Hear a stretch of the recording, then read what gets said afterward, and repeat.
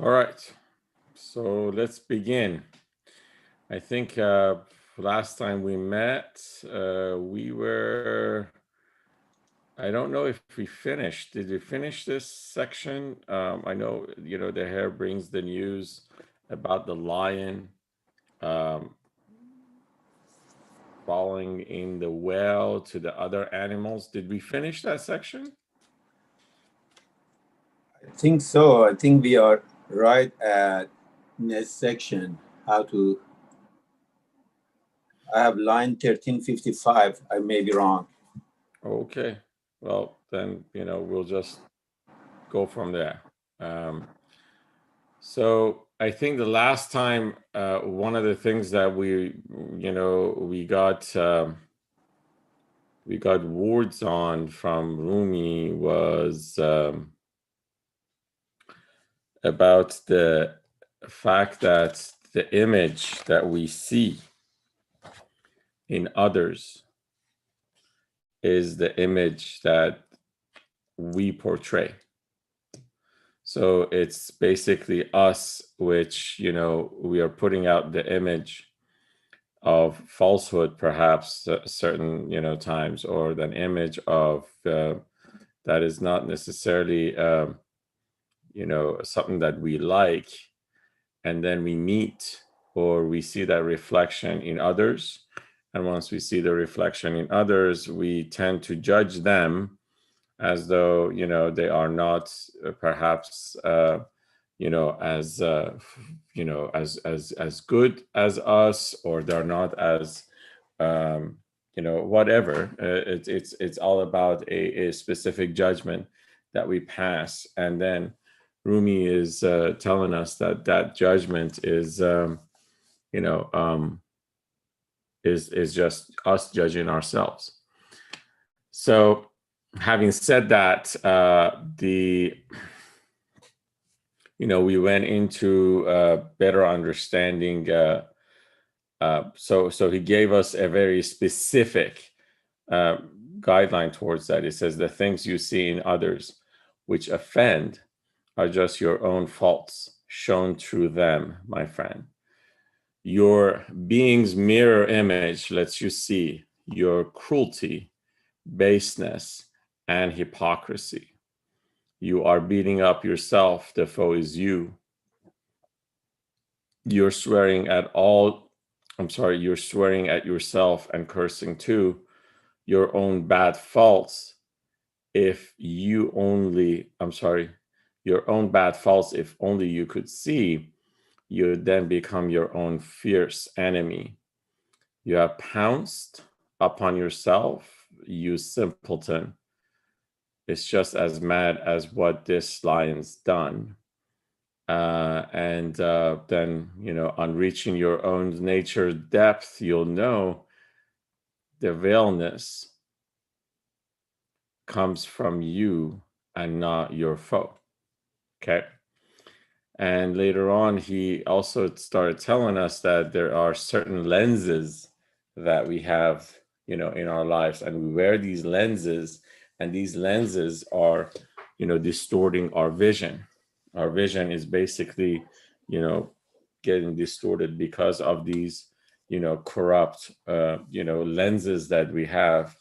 And unfortunately, our friends are not here today, but we were talking about zip codes or things that we certainly get attached to, and those things are contributing um, to the judgment that we pass on to others regarding who they are or how we perceive them. And in reality, this is basically us perceiving ourselves and giving ourselves a false sense of identity, and perhaps sitting in a bad place of judgment. He says, unless you're blind, accept that you are the source, then blame yourself and not an outside force. I mean, he was extremely explicit about this. And then he said, the urge to seek the truth you gave us, Lord, to flee injustice was your kind reward. So basically, it's us who have tried to again, he says that, the Lord has put all these, different aspects of life within us, which, that by itself is, giving us a little bit of a, at least some tools that we can actually help and better understand how things are. You gave this urge to us without request and opened up to us your treasure chest. So, yeah. Uh, in a practical sense, so that when we're done, for me personally, that way I know what it is that I was supposed to get out of this whole thing. Is the idea of this is or to know yourself. In order to get to know yourself, you need to recognize all these layers of lens that you're wearing, and one by one recognize them and get rid of them until you're left with nothing but the naked eye, can see things exactly the way that they are without any bias. Is that a good yardstick?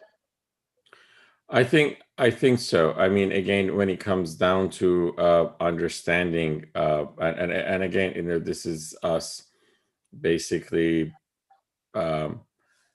which I think that's what everybody was somehow, a bit shocked, and I think everyone, regardless of when you first meet this, everybody kind of gets stuck at this position, and that is that, hey, how do I get past this? How do I, this is really difficult. How do we actually try to, perhaps look into other ways? Is there a shortcut? That's another thing, that we're always looking for shortcuts in our life. Is there some kind of an express transformation program that I can just, switch into that and so forth? Yeah, we have to recognize them. We have to understand the lens that we're wearing, and we have to then start taking it off, because every single one of these lenses, are the ones who are actually putting us in a bad position, and that's basically where it is. I guess you would only know if it was. Say again, yeah. I'm sorry. You'd only know through like trials and tribulations, right? I mean, or something. It is. You're right. I mean, you only know through trials and I mean, trial and error. You only, and that's what's beautiful about life. I think, this also gives us a way to be content with our choices and the things that we have done in our lives. That's another thing that I think we kind of forget. We really forget that, how we're given so much leeway, in a sense that, in Farsi there is an expression, and then the expression is that a human is somebody who's susceptible to making mistakes. That's just, a very true statement, and we just have to accept that. But to err is human. That's what it is in English. I'm sorry? To err is human. There you go. To err is human. Perfect. Yeah. So if that's the case, that means that life doesn't stop. Life goes on, and we need to also go on. We need to pass it and just move on and move forward. And perhaps, again, we say all these things in a daily basis. I mean, when you are, it's interesting that majority of the stuff that we have, we have talked about here, when you actually look at management lessons or leadership lessons, a lot of these things are stuff that are taught in leadership courses and leadership classes, that, you've got to be able to actually start looking into. You have to, relinquish judgment, and you have to, be able to really not see things from your own, perspective, but try to better understand your employees, perspective, and kind of help them from that perspective, from their angle, rather than your own. So, Yeah, but it's just difficult. It is a difficult thing to do. Not everyone is as let's say not everyone is as open to it. Let's put it this way. So, having said that, I think we also read this part that the hare brings the news to the lion. I'm sorry, we read this part? Yeah, we did, I think. Yeah, we did. So yeah, the hare brings the news about the lion falling in the well. And in here, it's, Hello, I'm taking the class. Hello. How are you, Anna? And you? Good, Hi, good. Anna. Good to see Hello. you. Good to Anna see is you. in Atlanta and Mohsen is in San Francisco or Los Angeles. Oh, that's why they are away from you. Yeah, and I'm going there tomorrow. So And I'm Okay. covering I'm wearing my mask because my niece is here. okay, Okay. that's okay. You're being too careful. That's very good. Okay. Mhm. That's awesome. Yeah.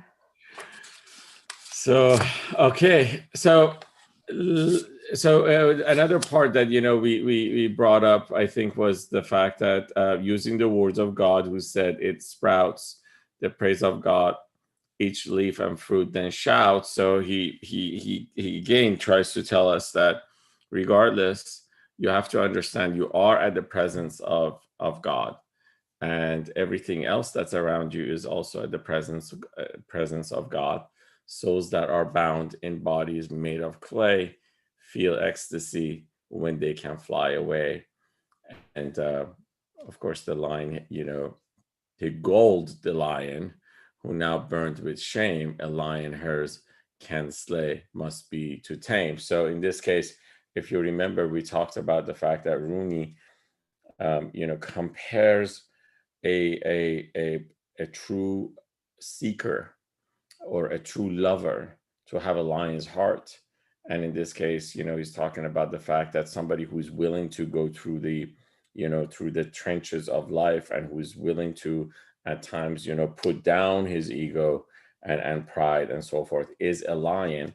And in this case, if a lion can be, uh, it can be put to shame by a hare, he is better to be put to tame, or we got to get rid of him. um, so that was the gist of what we talked about last time. I think let's go to the next section, which is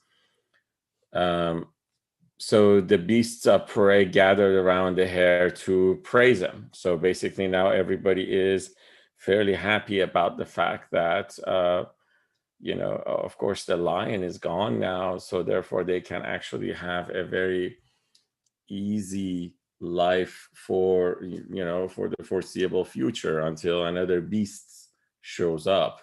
So they formed a circle there immediately, happy and laughing, wild with ecstasy. He was the torch around whom they all stood and bowed while shouting, "Heaven, this is good. Are you an angel or a spirit friend, or Israel who tells foes it's the end?" So basically now they are, basically are saying that, you are the one who has put everybody, you have put everybody in a bad, how should I say it? You have put everybody into, this ease. So who are you? Why is it that? So in this case, they're like now trying to figure out why is it that before they didn't know this this thing, that they didn't know this creature, or in this case, this brave soul. So they're talking about the little rabbit that they didn't know what capabilities he had. Is that their confusion? The beasts. Right. So if you remember at the very beginning of the story, one of the things about the beast was that they were basically totally telling him that, first of all, the thought of you being able to overcome a lion is just stupid. I mean, it's out of touch. And the second thing is that just hurry up and get yourself there so that this guy is not going to come and bother us. If you remember, that was their original argument. Now, this is the guy who have come and, basically, now showed them the path and brought them to their salvation. So they're happy. And now they're trying to rejoice as well as trying to better understand who is he. So we give our lives, no matter who you are, may you stay strong and fit, victorious star. But before you go, why are they referring to him as the angel of death? So it's not necessarily the angel of death. They're saying that, or Israel who tells foes it's the end. So the angel of death is somebody who would go and tell people, hey, you're out of here, basically. So it's like you went and told our foe, in this case, the lion, that, hey, you got to get out or it's your time. Oh, that's what angel of death for killing the enemy. Yeah. Exactly. I mean, it's basically they call him that because he was able to, basically bring that lion into his demise. Mm. Okay. So we would give our lives, no matter who you are. May you stay strong. I'm sorry, Namos, and before you go, the reason that I asked that, I thought that they were giving Rabbit some supernatural power that they thought that he had. No, it's just really an expression. Just an expression. Okay. When you look at the Farsi verse, it says "Mito Israel Shiran and Nadi." So basically, you're the one who gave the lions the news that, hey, you're about to die. So that's what it is. It's not that you're in any form, they're not necessarily thinking of him as a super natural being, but they're basically pretty impressed with that's what Rumi is trying to tell us. Yeah, they were very impressed with what he did for them. So with give our lives, no matter who you are, may you stay strong and fit, victorious star. Since God diverted water to your stream, bravo, to both your hands and arms we scream. All right, so they're basically pretty happy about all of this.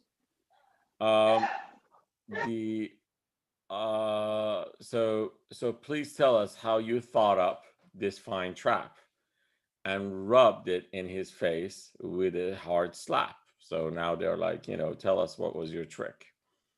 Tell us and let the tale become our cure, the blame to make our souls feel quite secure. For that cruel tyrant's constant wickedness wounded our souls and caused so much distress. The hare said, friends, it was God's loving care. Without that, what on earth is a mere hair? So Rumi is coming back and says, again, he's trying to put this, whoever, Mayor as somebody who brought, freedom to these guys, is never forgetting the fact that, if it wasn't God's will, this would not have happened. If you remember at the very first story that we read about the king and the slave girl in there, when the doctors showed up, and the doctors were all very capable and very knowledgeable, but Rumi actually brought in the fact that they were too full, they were very full of themselves, and they forgot to say God willing. If you remember, that's exactly what the expression he uses, inshallah, in a sense. And he's saying basically the people who can do great things never forget that as they do what they do, it's God who is actually enabling them. Yes. And actually here, I guess the rabbit giving the credit to God and telling them that it was not me, it was actually. I mean, again, he's not forgetting where the source of all powers are, and if it wasn't God's will, this perhaps would not have happened. So he continues and he says, he gave me strength and made my heart shine bright. My hands and feet were strengthened by that light. From God came both kind favors such as these and wrathfulness that brings you to your knees. So basically, he's talking about the fact that God, in his mighty power, he both can bring in something that of joy, and he also can bring in his power to bring a wrath towards a specific group of people or a person or things like that. Now, I think the question all of a sudden would show up that, hey, why would God do that to anyone? Aren't we saying that God is kind? God is, basically merciful and so forth. So why would he want to actually bring his wrathfulness and make us bring it to our knees? I think I'm going to reserve answering that question just because as we read a couple of more stories, that becomes more and more evident as to why God would do a thing like that for us. Just to give you a glimpse of it, Rumi keeps telling us that living in life, if we have pain, that pain is a gift. He looks at it as a gift. And he specifically says the gift is given to you because you have to be able to recognize your weakness and call out to God. And this is something that I'm quoting from last night's session that we had in Farsi, where we read a passage from book 3, which Rumi says, Pharaoh, which called himself God, what brought him to his demise and what eventually got him broke him down was the fact that he never experienced pain. And the reason was that because he never experienced pain, he didn't know how to call out to God. And, Rumi keeps emphasizing the fact that when you experience pain, that's when you call out to God. And that's where you actually start, kind of hardening that connection with your source. And that's where you actually get your pain alleviated. At the same time, it gets you closer to your source. So this is, and we're going to have, again, we're going to read through this and we're going to have examples of it in subsequent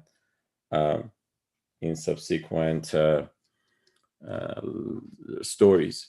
So the hare said, friends, it was God's loving care. Without that, what on earth is a mere hare? He gave me strength and made my heart shine bright. My hands and feet were strengthened by that light. From God came both kind favors such as these and wrathfulness that brings you to your knees. In turn, God knows his sheer beneficence to those who ask to see some evidence. So in this case, it's like there is, God knows what people are asking, and everything that people are asking has got, again, there is their turn has to come. That's what he's trying to say. It's like everything for us as it comes, whether it's going to be something good or if it's going to be something that's going to, bring us to our knees, we have to wait our turn, and eventually the turn will come. And once the turn comes, we have to go through it. So if I were to actually visualize this for you guys, I don't know if you have, I think you all have probably, been on a roller coaster. When you are on that roller coaster, eventually your turn will come and you will sit in that seat and you will go through it. And you Can will. I ask, can I say something? Sure. Some people have so much pain and some people have not that much pain. I don't know. Some people have a very easy life sometimes with not too much pain. Mm-hmm. So so what you're asking is, why is that, huh? Yeah, I mean, they say God don't give you more pain that you can handle. Okay. But sometimes it's very difficult. Yeah. So last night we were actually talking about this, ironically enough, in the Farsi session. I think the answer that we came up with, and the answer comes from Rumi himself. It's not an answer that I gave. And in all of these discussions, I try to actually quote as much as I can from Rumi, because again, it's not really it's not my position to lecture about this. I can only use him as a source. So he uses an example, and he says that water and oil, they're both liquid based, right? They're both made out of liquid. So why is it that they don't mix? Now, remember at his time that probably nobody understood exactly molecular structures of water versus the molecular structures of oil. But the way he looked at it and the way he actually brought it, he brought two reasons.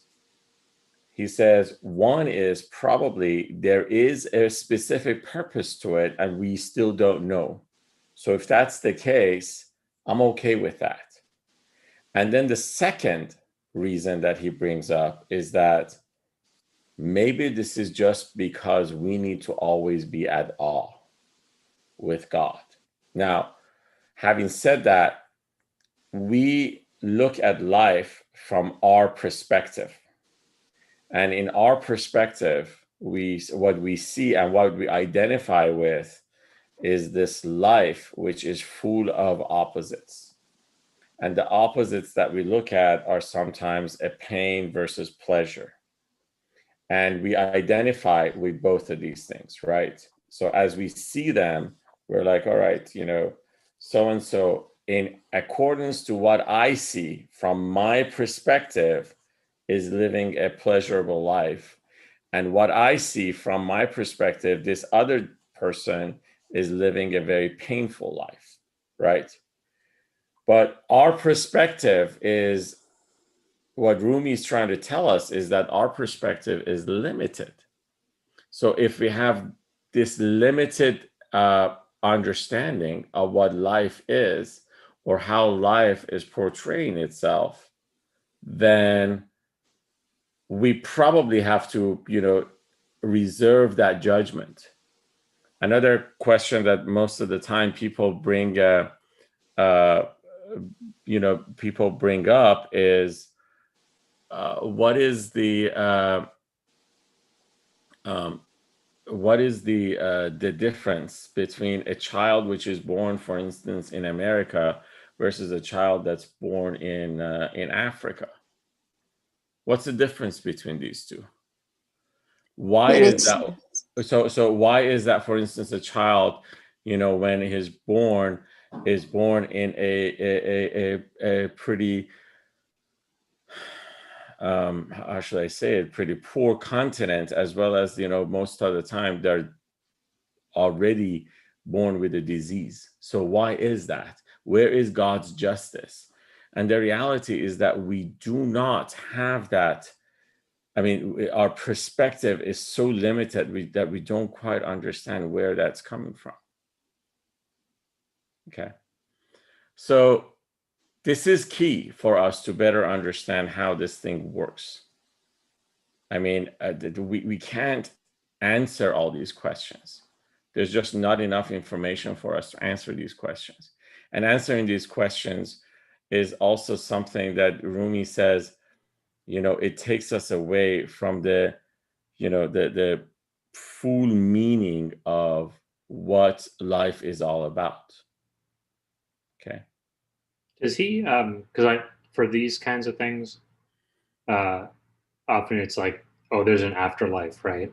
And so the value of things that you place in this life is like, because there's like an afterlife and a day of reckoning or a day of judgment, that is part of the calculation of how one could understand this life.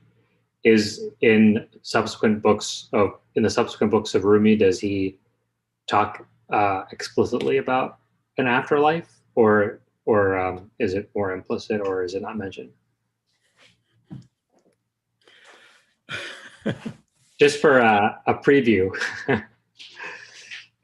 It's funny that I can never escape from that question. It's right about here, actually, everybody starts asking the question. I mean, so far, I've had the fortunate experience of teaching this a couple of times from the very beginning. And this is right about where everybody kind of goes, okay, so what about the afterlife? So Rumi believes in reincarnation.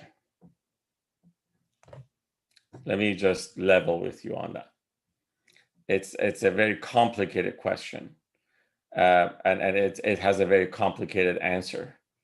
So I'm just basically kind of putting you in a position to, at least prepare yourself, because he believes, I mean, there are many poems that I have read in the Divan-e-Kabir, or the other book that he has, the book of poetry, that he he basically talks about himself as somebody who's been born 100 times.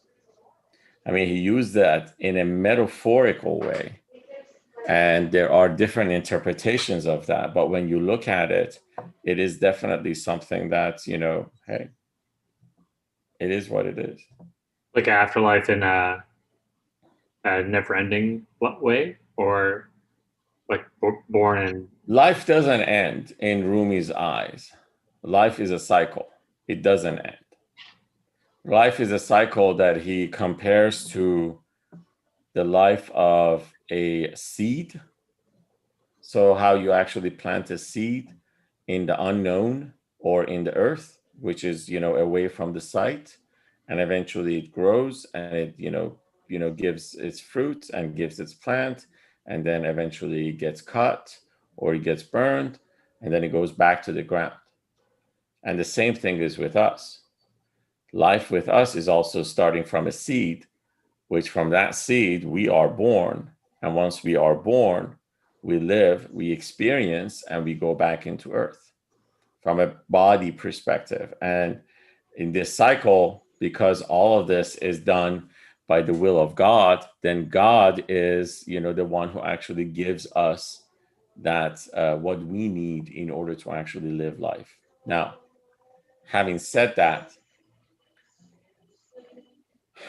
he also goes a little further on this, and I'm telling you, we're really getting the cart before the horse at the moment. But since you're asking the question,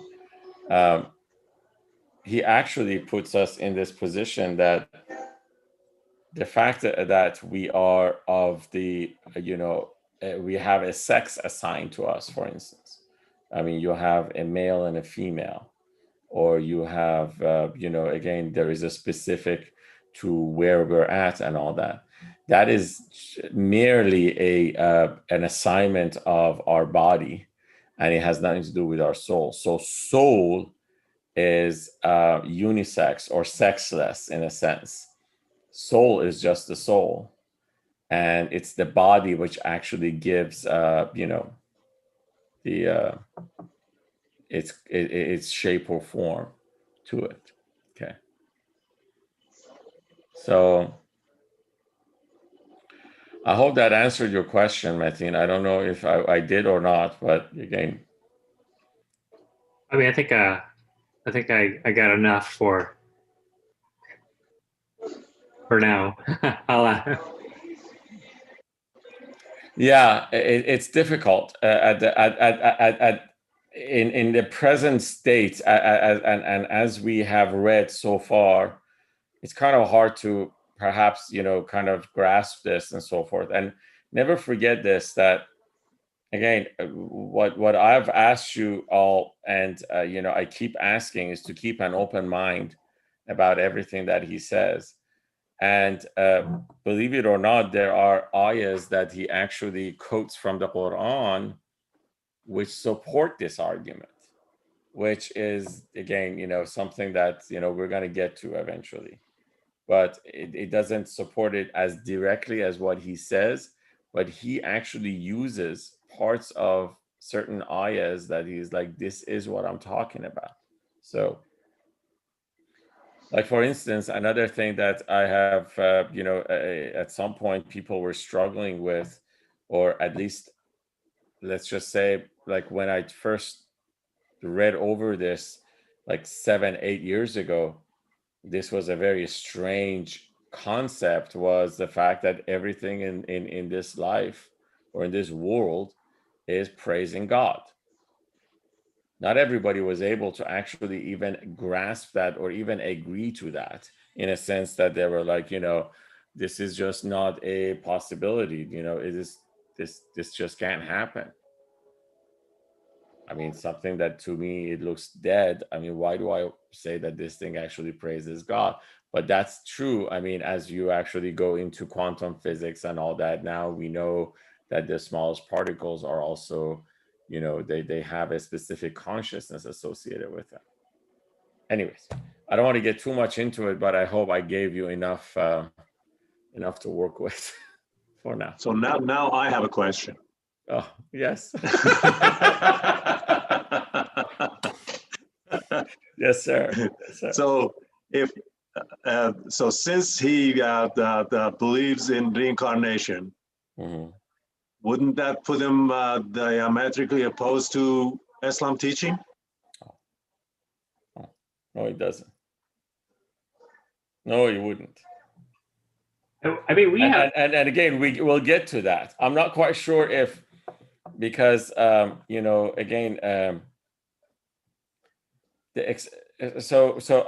I seriously want you guys to reserve that's fine. I'll judgment wait on that, because he will explain this. We're going to get to his explanation. I'm telling you, this is going to happen probably in the next couple of weeks. You guys will have a tidbit of what he thinks from that from that angle. It's that's just fine. That it's not as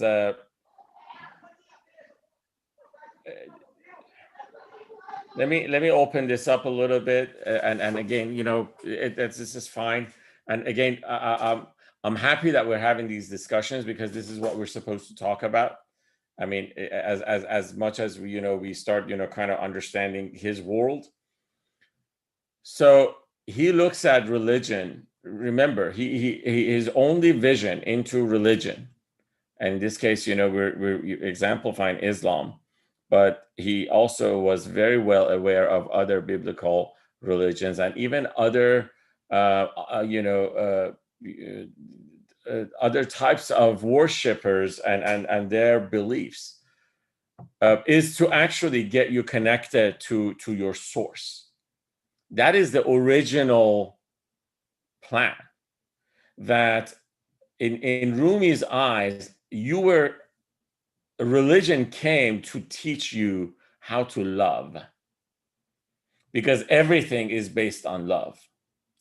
That is way, way, way different than what we were taught as children when we went to school, because it was all about a trade that we were doing. I mean, a religion was taught to us as it was a trade. So I'm going to say this, or I will recite this surah, or I will do this good deed, because in the afterlife, this good deed is going to buy me, a nice house on a shiny, hill.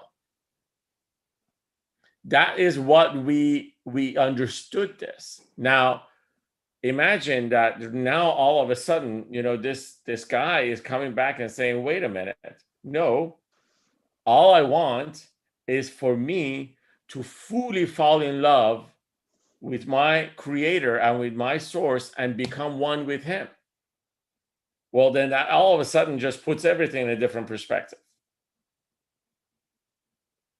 This is why teachings like this are not as simple when it comes down to, religious scholars. They don't see it as something that necessarily helps their cause, because part of religion in a traditional form has fear induced in it. And look, he just told us that, hey, just live your life and make mistakes. Not only has fear induced in it, but also to keep people ignorant. Sure, absolutely. Because then, if you follow a specific teaching, that is an ammunition for you to judge and be ignorant. I mean, in my life, I experienced that when I was a child. I mean, somehow, through schools and all that, I was taught that, for instance, if somebody perhaps who's not wearing a hijab is not a righteous human being. And that is a bad lesson. But this was the lesson that we were taught. So I was at the position of judgment. And again, it was really, we have evolved quite a bit, and I'm happy that at least I got to finally, break away from some of that myself. But it's been tough, sure enough. All right, yeah. It's a big statement. Religion came to teach you how to love. It is a very big statement. But Mateen, it's something that you're going to start hearing him talk about it more and more as we go forward. Yeah. It's only that, nothing else. And it's funny, but it's true. He totally looks at God from a lover's perspective. I mean, think about that. Then all of a sudden, think about this. If you're looking at God as a lover's perspective, then your prayer becomes a different conversation now. You're not just reciting certain words, you are actually talking through your heart, which is a different type of prayer then, right? It's not anything that you're doing out of fear. It's something that you're doing out of your love, which is don't we tell people that doing everything with passion? I've heard, some mystics, there's like a saying of, I forget who the mystic was, but someone came and said, teach me about your ways. And then he asked him, have you ever fallen in love? And then he said, no. He's like, go fall in love and have your heart broken and then come back, and then I can teach you. And so it's sort of like, that's the angle where it's sort of like, it's kind of like, there's like religion as trade, religion as fear. Then there's even religion as like, we're assuming you already have this intrinsic ability to love, and then tapping into that to access religion. Yeah, sure. What you're saying is actually even, I think, more striking, because it's basically saying like, you don't know how to do it in the first place, and so here's where we are. And this is why you're very correct in your words, and this is why somebody like Rumi all of a sudden picks up like this in the world, because he is speaking of what touches people in the heart, and that's a phenomenon. Okay. All right. Great conversation. Let's go forward. So The hare said, friends, it was God's loving care. Without that, what on earth is mere here? Yeah, we read all this. So in turn, God shows his sheer beneficence to those who ask to see some evidence. So now, the rabbit gives them a little bit of advice. So he says, now don't rejoice in wealth that's temporary. And this is basically not really a rabbit. It's actually, Rumi himself. Now, don't rejoice on wealth that's temporary. Victim of time, don't eat as though you are free. By the way, Anna, did I answer your question?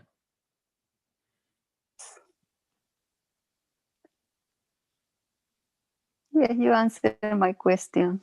Did I answer your question? Yes, you did. Okay, good. Thank you. And be patient, because you will hear other answers. Okay. All right. So when one has wealth beyond vicissitude, the drums of heaven makes this understood. So in this case, what he's trying to tell us is that what we experience in life here is something that we go in turn by turn. But then there are things that we would get to experience which are outside of the boundaries of this life. And that's what he's talking about, that wealth beyond vicissitude. So in this case, it's beyond anything that anyone else can reach. And that is when your soul is enriched with that love and that greatness that actually comes from the connection with God. So it says, eternal kings by time are never bound. Their spirits with the Sari circle around. So Sari is the person who actually, passes around the wine, and he's like, these are the people that, they are always alive, and they're always drunk from the Sari, or from the bartender, in a sense, which, caters to their spirits. It's the spirit which is going to elevate. It's the spirit which is going to have a experience beyond our physical body and physical world. It's the spirit which is going to put us through all of that. So stop. Does he refer Sagi to God Almighty? I'm sorry? Is he referring Sagi to be God Almighty? So God Almighty is the source of the wine. Okay. But Sari can be, people Angels who are connected as well. So it's basically, it's as if they have allowed you to come in. Let's put it this way. You were able to get into the bar. Not that you're in the bar, either the owner is going to give you the wine or the designated people, but you'll be drunk. So stop drinking here for just a little while. So he tells us, stop the drinking here, sip an internal wine, and always smile. So in this case, it's like, and drinking here is basically everything that we attend that keeps if we keep attending to everything that's about our needs and our bodies, that is where it just basically pulls us down. It's like, stop that. So then Rumi is giving us an interpretation of you guys have heard this expression of jihad, the big jihad and the small jihad, or jihad akbar and jihad asghar, right? And generally, and this is something that I think it's also the word of the prophet, that the war that that you fight outside with your enemy, with your swords, at least in those days, and your horses and all that, is the small jihad. And the big one is you fighting with your own ego. And that is the big one. And that's the one that we mostly fail in. So let's see, what Rumi thinks about that. So, dear kings, and that's us, is referring, we've killed the enemy outside. So in this case, it's the enemy that, have showed up in our life in a form of a deceitful lion, or showed itself in a form of a bully. So we've killed the enemy outside. A worse foe still remains for us inside. However, there is a foe inside us. Your brain does not know how to kill this foe. So in order to get rid of this foe, which is inside us, the brain doesn't work. Why? Because as a matter of fact, the foe inside us, or ego, uses the brain for what it wants. It totally uses it. So your brain does not know how to kill this foe. A hare can't bring this inner lion low. So it's not also a rabbit can't be doing what you expect them to do in order to bring this lion, into a tame or into a cage.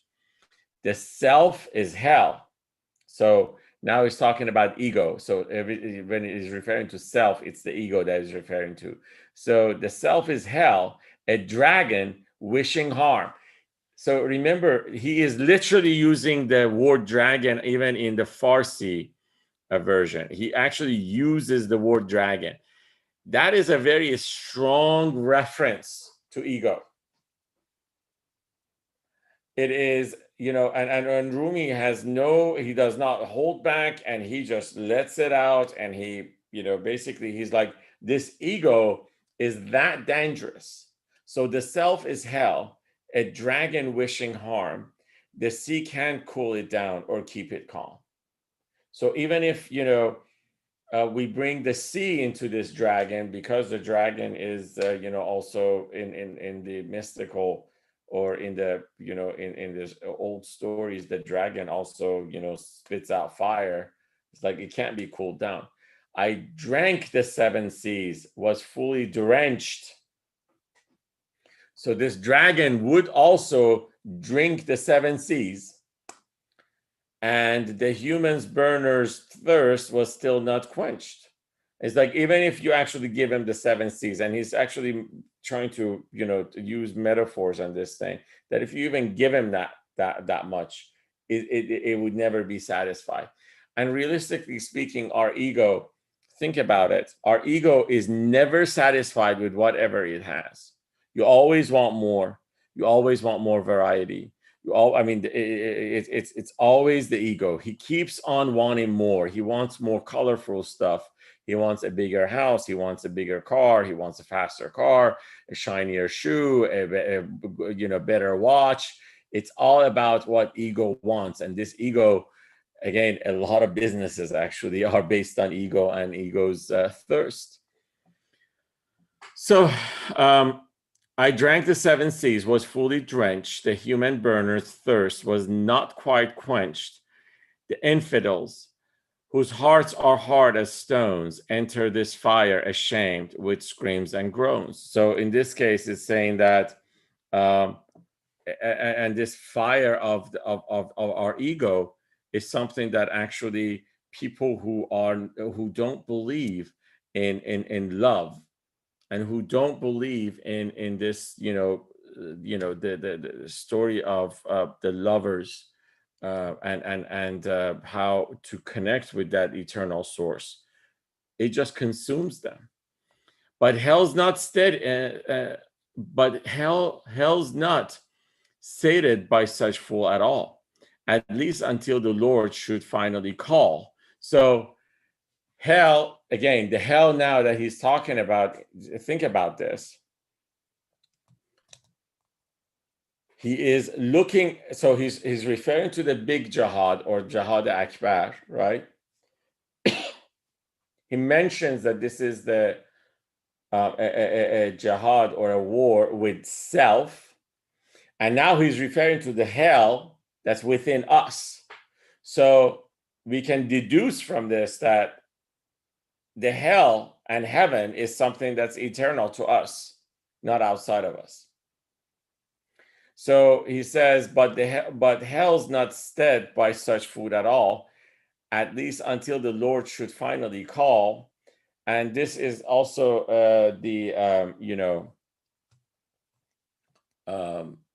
there's an ayah in Surah Qaf, the verse number 30, which says, are you full yet? The glutton answers no. Can you not see from here my burning glow?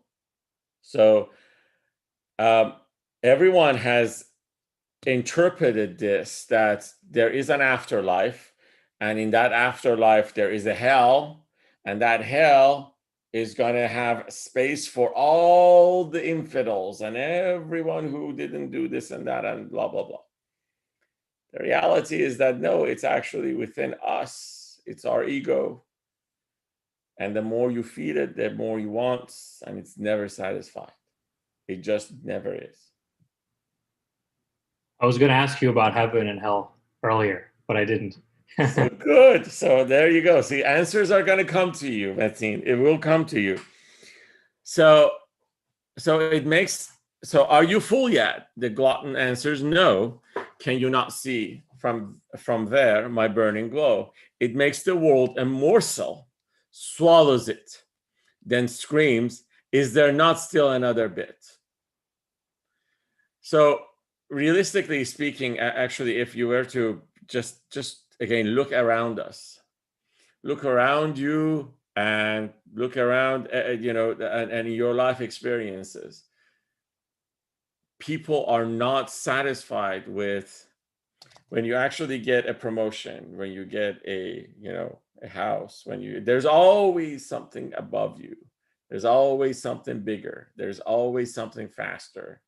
And you desire that. And that's exactly the hell within you. Because it says, is there more? I want it. It makes the world a morsel, swallows it, then screams, is there not still another bit? God stamps on it from placelessness before. Be and it was, make it feel full once more. Now, he says, the only way that this hell can be contained is if God comes in and tells them that be quiet, and it would be quiet. And this is let me refer to this.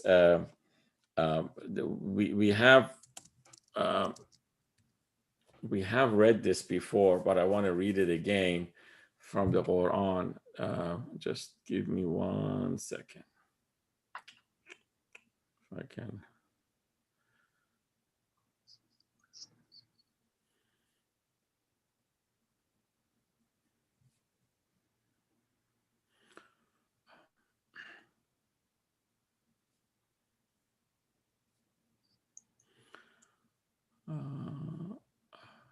All right.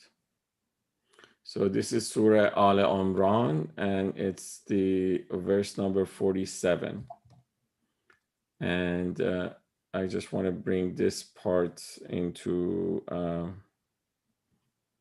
So it says, she said, "My Rab, how can I?" So this is the story of Mary, and how Mary as a virgin, gave birth to Jesus. So the story says that Mary says, my God, how can I give birth to a child when no human has touched me? He said, or God answers, even so Allah creates whatever he will. When he decides a thing, he orders it be, and it comes into existence. And for those of you who read in Arabic, it says "Eza qaza amran fa innama yaqulu lahu kun fayakun."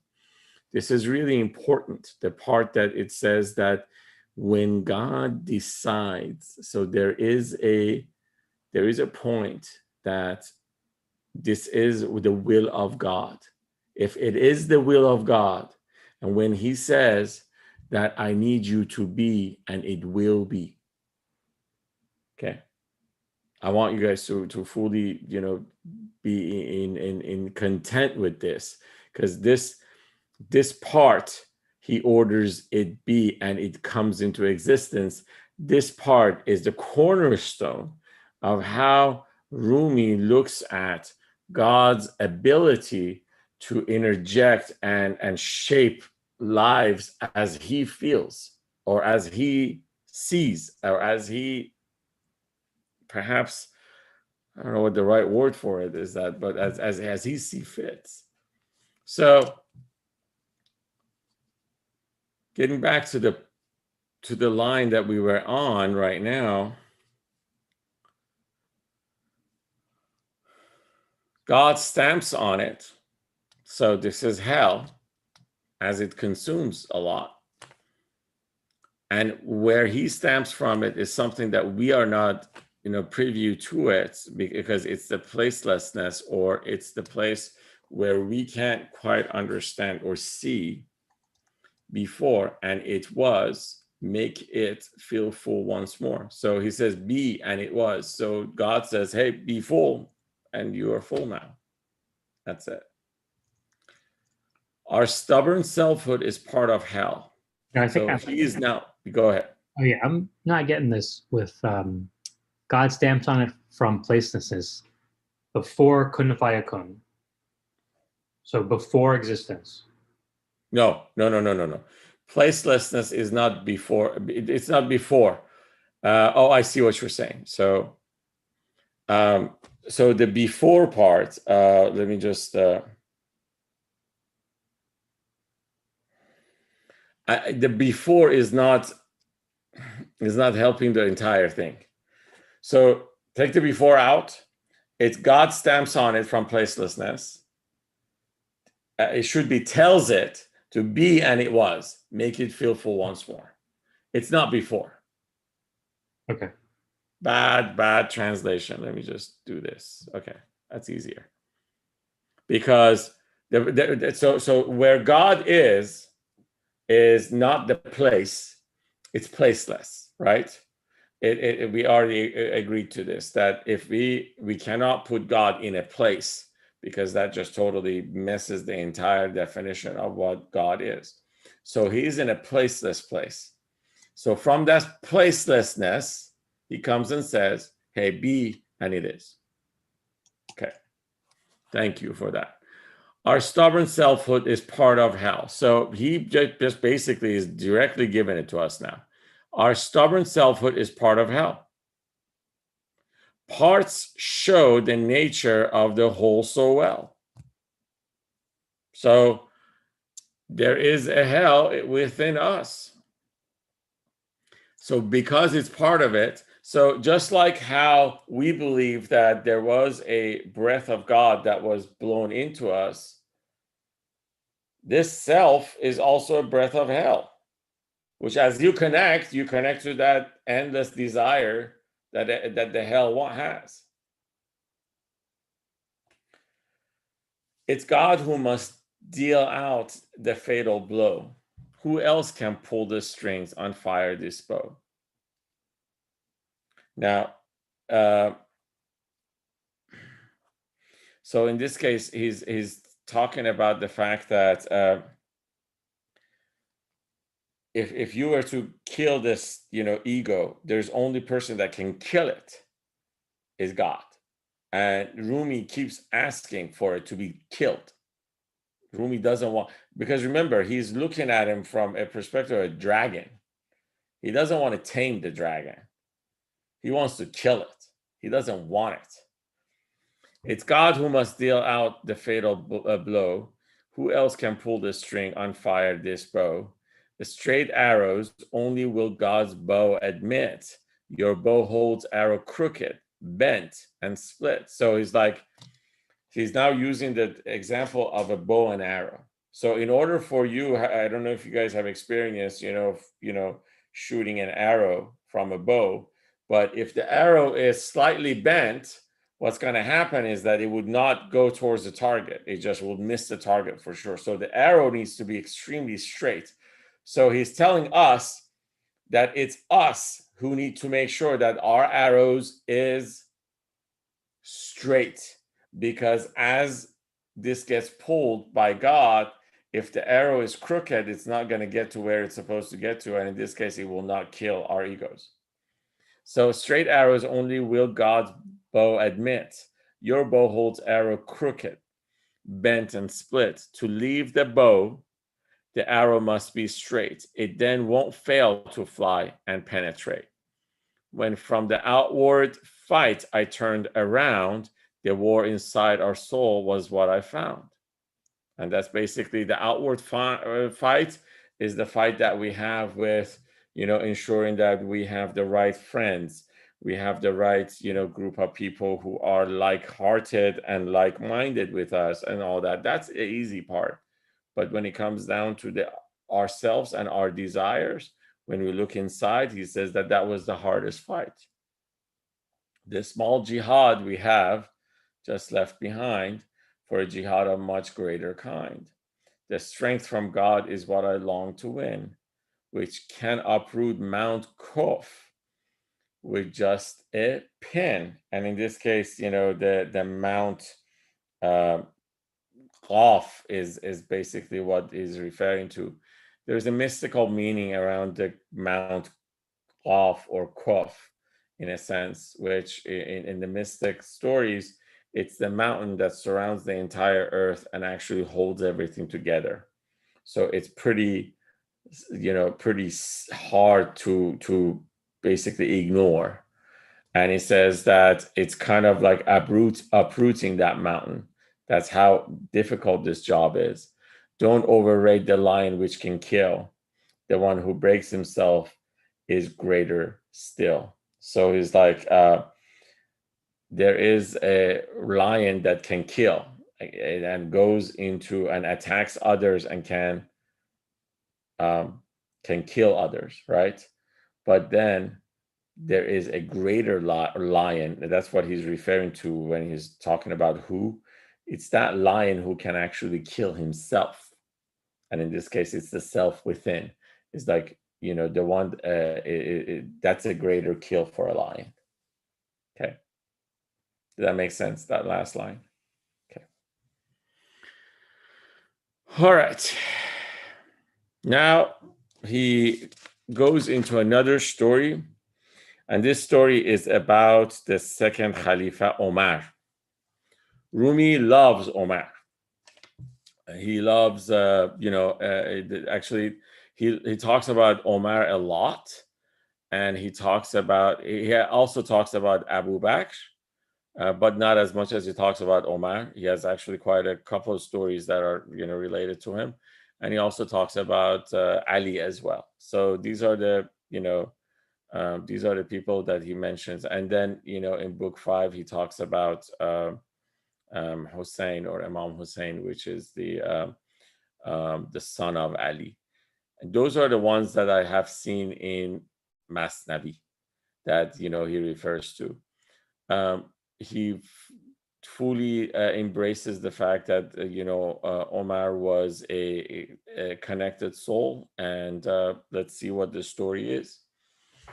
So he says, now listen to the story, which spells out. So in this case, the emissary from Byzantium, which is a capital of Rome back then, comes to Omar, the commander of the faithful, and sees his miracle. So he comes to visit Omar and he wants to discover what's great about this guy. So he says, now listen to the story, which spells out some of the secrets you have been told about. A man came to Omar once from the west, through deserts till Medina with no rest. The Khalifa's palace, please show me the way. So the guy comes from Rome. He's used to going to palaces. So he's like, where is the Khalifa's palace? I want to go there. I need to ride there with my load today. He doesn't have a palace, he was told, except his soul. Illuminate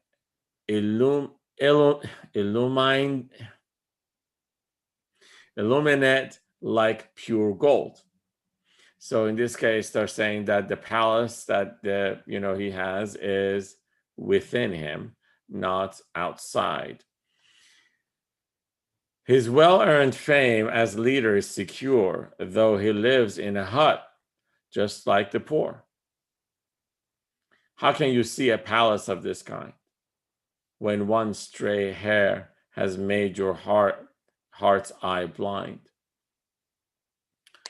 So there is an expression that, sometimes a hair is stuck in your eye or on your, on your cornea, and it doesn't allow you, or on your, what do you call it? Your eye's lens, and it doesn't allow you to see well. Pupil. Yes, thank you. So, and as you see it, there's always a shadow that you actually see. So it's like, if you have that, when there is a stray hair that has made your eye blind, how can you see well? So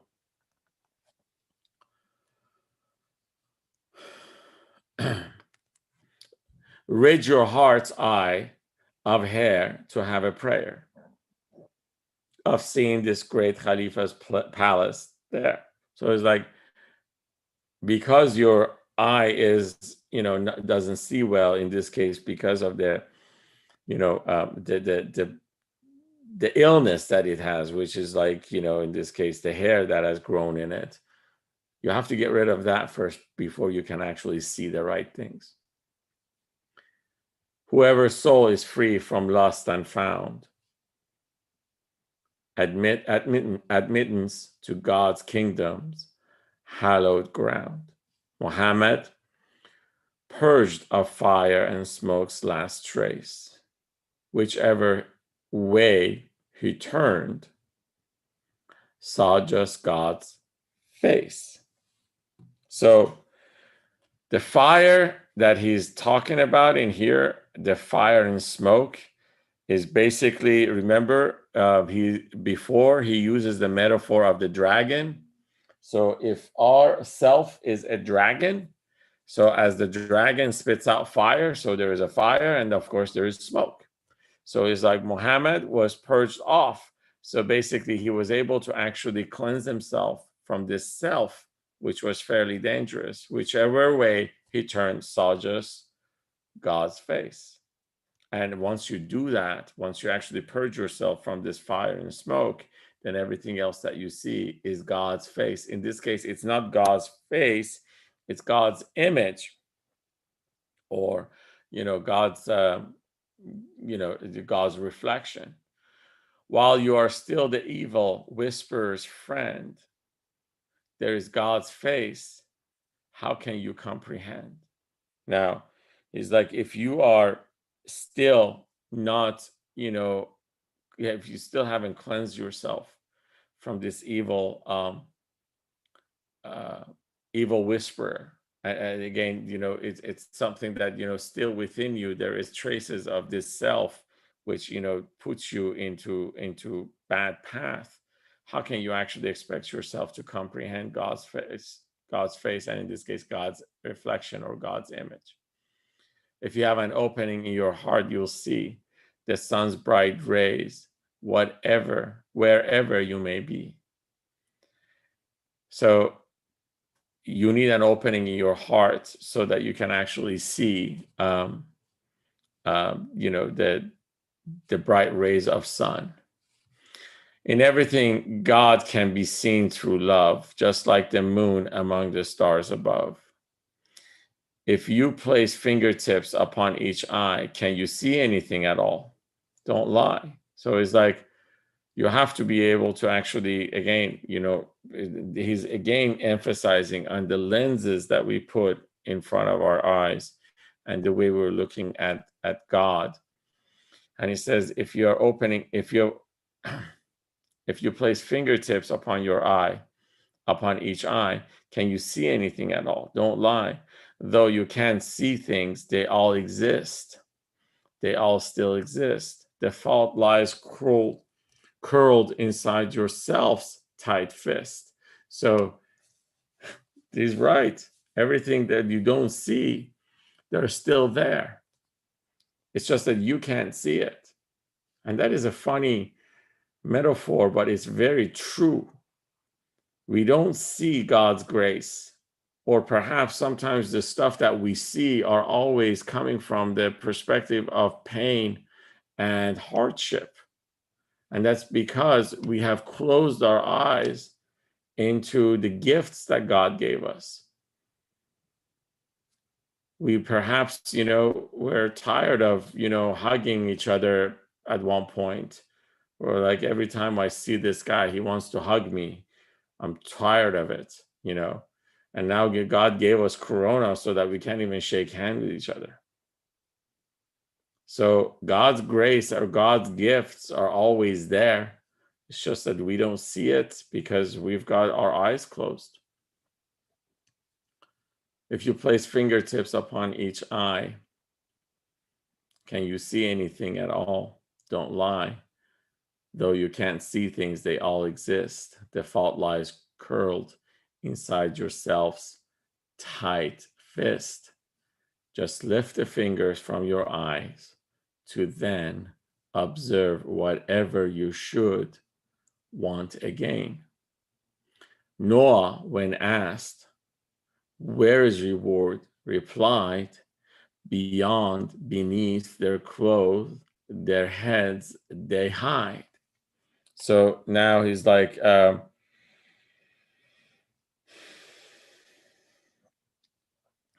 when Noah was trying to invite his people to come and come to his accept his invitation and accept his what he was, the guidelines that he was bringing to them, they're like, where is the reward for this? And his response was basically is like, the rewards are one. So I'm not quite sure if this is actually a good translation. It says it's on the other side of your ignorance. That's where the reward is. That's basically what this is, and this is referring to the Ayah 7, Surah Nuh. Let's see if I can actually find it here. That's a whole verse in quotation then. That's correct. That's correct. So Nuh here is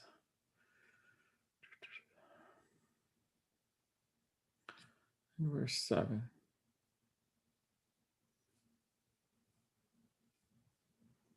So that's what the verse says. It says, "And indeed, every time I invited them so that you may forgive them, they thrust their fingers into their ears and wrap to cover themselves in their garments. And they persisted in refusal, becoming proud with their extreme arrogance." So that's why Rumi is referring to the fact that the answers lies beyond your arrogance once you allow your arrogance to fall. And this is actually a quotation that we could even use today, that arrogance is actually blinding people to not see what the answers are or what the right thing is to do. You have hidden it beneath your clothes. That's why you still can't see. You still can't see, although you have an eye. And man's his eye, his mere skin otherwise, for beloveds only seen by eyes. So in this case, he's saying that and it's not a man itself, it's talking about the fact that us humans, that's actually the right translation. So a human is all eyes. That's all that makes you a human. Everything else is just something that you should really not pay attention to. Rumi is very much keen on the fact that you have to have a vision that can see the meaning behind faces. So that's why it says this should be humans. A human is his eye. All a human is his eye. his mere skin otherwise. For the beloved's only seen by eyes, because the only way that you can actually see your beloved is by your eyes. If they can't see him, then they are better. If they can't see him, then they are better blind. That's best for idols of a transient kind. So basically, he's telling us that if you can't see well, it's best if you actually stay blind. Then, now he goes back to the story. On hearing this, the messenger grew keen to reach his goal more than he had ever been. So now he's like really curious to see Omar. Omar, with his own eyes, he wished to find. And so he left his horse and load behind. So now he had to let go of, his horse and, the stuff that he had brought, with himself, to search for this great master everywhere, just like a madman with no other care. Can such a man exist? Can this be true? He's hidden like the soul. What can we do? He sought to serve him like a slave in need. Such seekers always, in the end, succeed. So he's also giving us a way to actually, if we want to seek anything, we have to be very, very clear as far as what we're looking for and go after it. So he sought to serve him like a slave in need. Such seekers always, in the end, succeed. An Arab woman saw him come and said, so now as he's seeking to find where Omar is, the woman says, Omar lies near that tree as if in bed. Far from the people under that date palm, God's shadow sleeps in shade where it's calm. And God's shadow in this case is he's referring to the fact that he's been so close to God, or he's been able to actually get so close to God Almighty that he's being referred to as God's shadow, or the reflection of God. So the emissary from Byzantium finds the commander of the faithful sleeping under the tree. So the guy follows the directions, and the man approached but wouldn't go too near. On seeing him, his body shook with fear. So Omar, apparently people were afraid of him as well. Apparently that's, something that, Rumi is referring to, the fact that he had certain level of charisma, apparently. Awe of a sleeping man left him undone. A blissful state now filled him like the sun. Such contradictory states as love and awe, together in his heart, the stranger saw. So the funny part is that Rumi is now losing this state that this, guy from Rome is feeling, to refer to us that we are made of opposites. And it says, such contradictory state, two states happened to him at the same time. One was love and one was awe. And in this case, actually, awe is not the right translation, because the Farsi word is heibat, and heibat means, the fear of something. When you actually are, you say somebody has got heibat, that means that, I'm kind of scared of them. Okay. So it says such contradictory state as love and I would say, being afraid, together in his heart, the stranger saw, saying inside, and he started telling himself, 1,000 kings I've seen who honored me, with sultans too I have been. So it's like, I've seen 1,000 kings in my journeys, but fear had never given me such fits.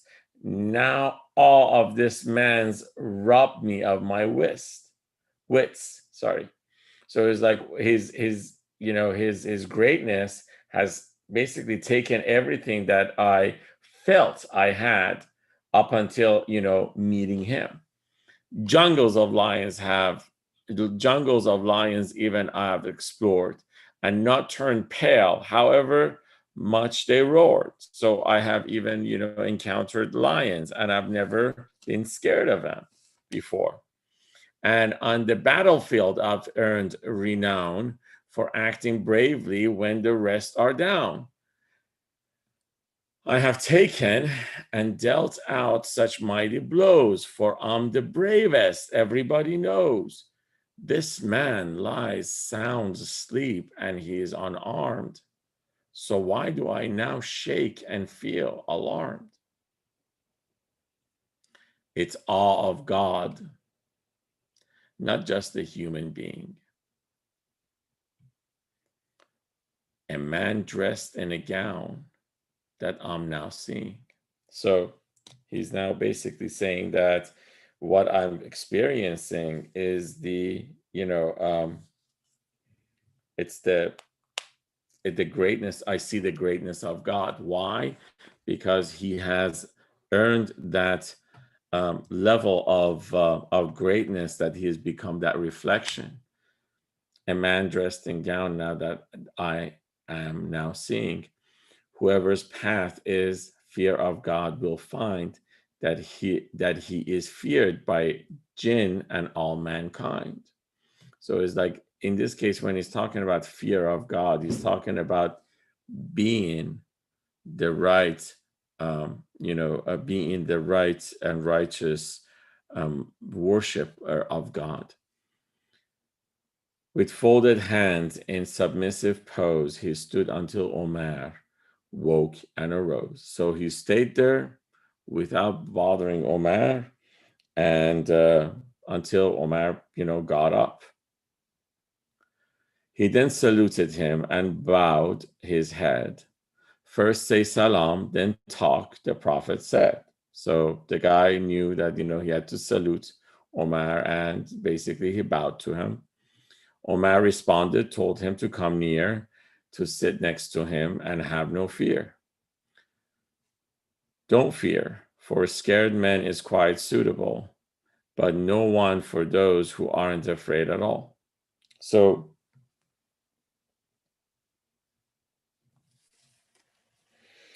he's talking about, in this case, that, if you are at the presence of God, you shouldn't fear. This is what, I'm not quite sure if this translation does do justice to this. So it's like, don't fear, for scared men is quite suitable, but not for those who aren't afraid at all. So in this case, it's like, whoever actually is, in this case, the fear that he's also referring to is the fear of, being, or it's the fear that comes from respect and, your obedience towards, an almighty. The scared are assured that they won't be harmed, but this advice, their fearful hearts are calmed. By this advice, their fearful hearts are calmed. Why say don't fear to one who isn't scared? This is a lesson brave men should be spared. So now he's like, if somebody is not afraid, why is it that you actually tell them, hey, you shouldn't be scared? And he's like, you should also know that, somebody who has no fear, you shouldn't really tell him this. And this is something that for brave men, they're spared of this lesson, so they actually can move on and go to other lessons. Omar thus helped a troubled heart to find abundant happiness in peace of mind, with subtleties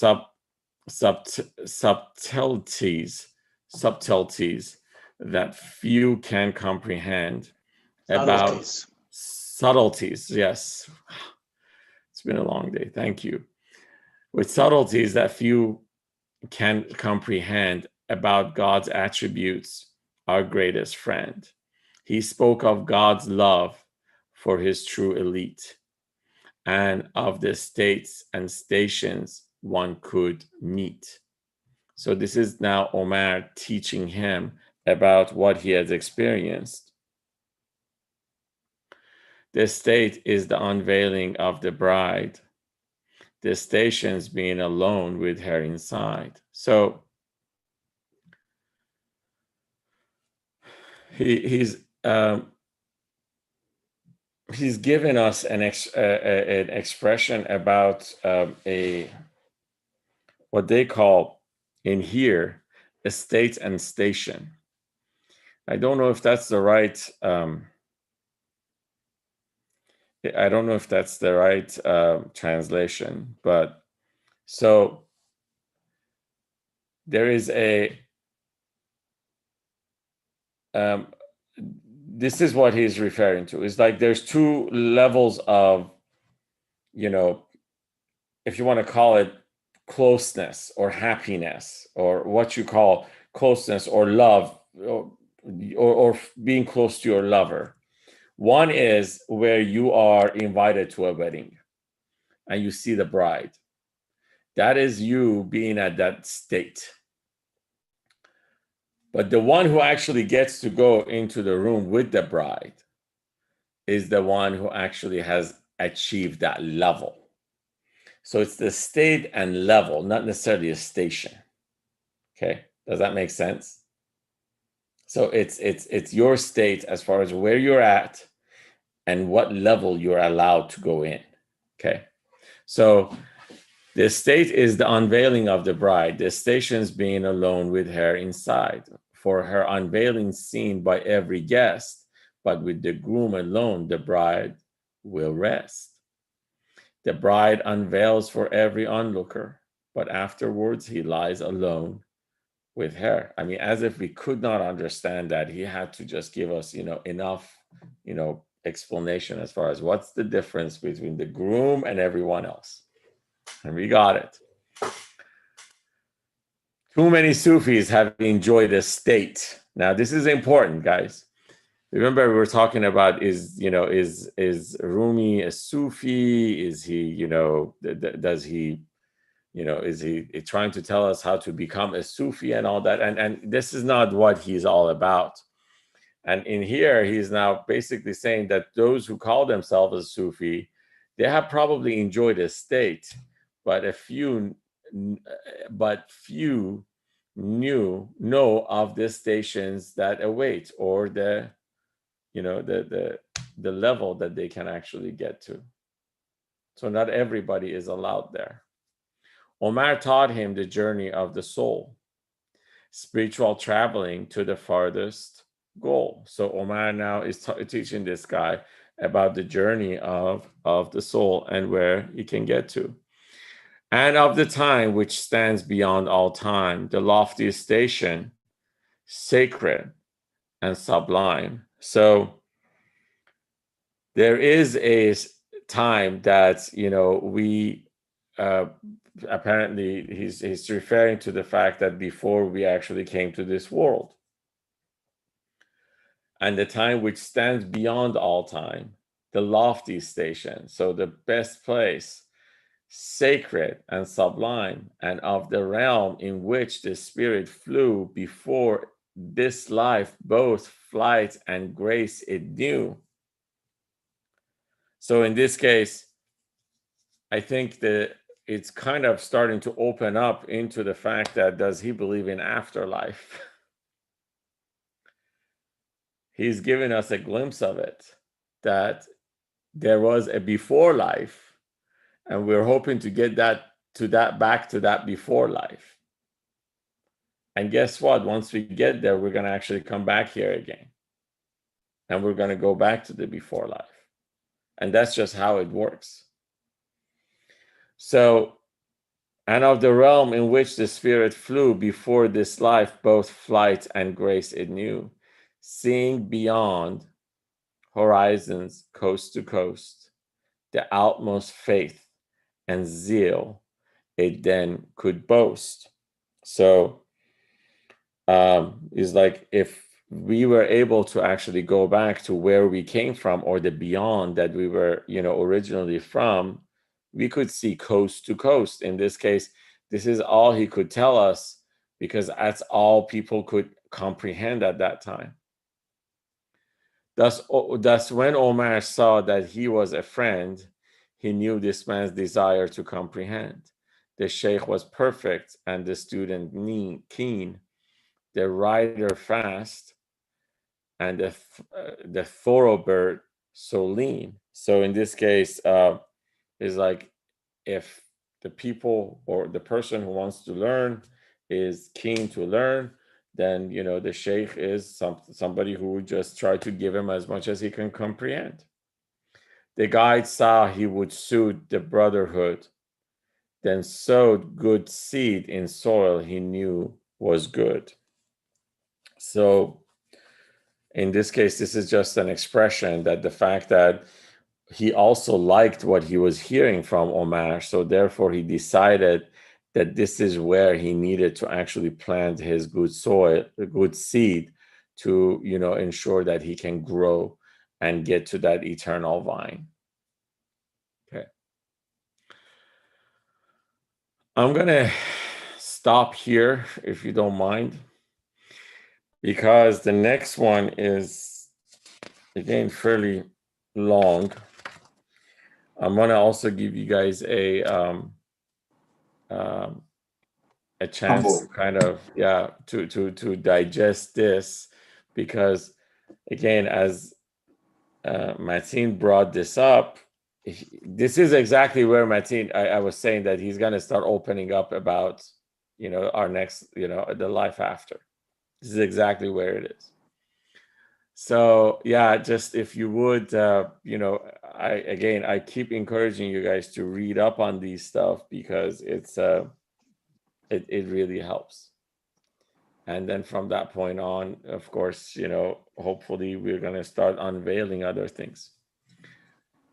Next week, I am planning on taking Wednesday off because it's the Wednesday before Thanksgiving. So I don't think if we're going to meet. So I shall see you guys in 2 weeks. Thanksgiving.